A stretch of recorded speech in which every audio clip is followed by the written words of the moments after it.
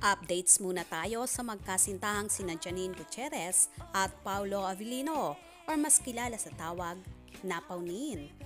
Si Janine nga ay busy-busy sa kanyang mga endorsement at malapit na ring mag-start ang kanyang gagawing mga proyekto ng movie at teleserye. Sino naman kaya ang magiging leading man niya dito?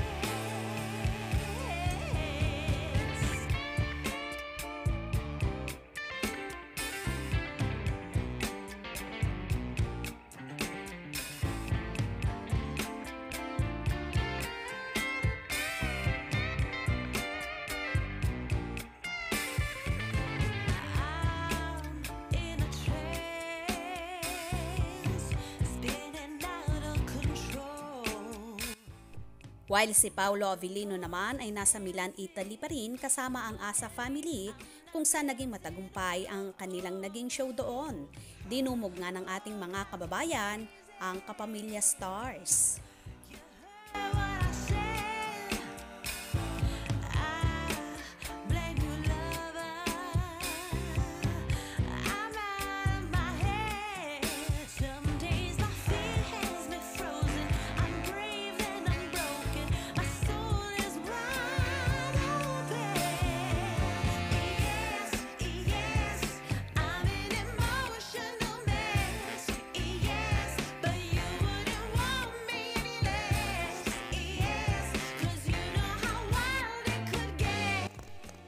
So ito na nga, pinaka-latest updates sa magkasintahang sina Janine at Paolo.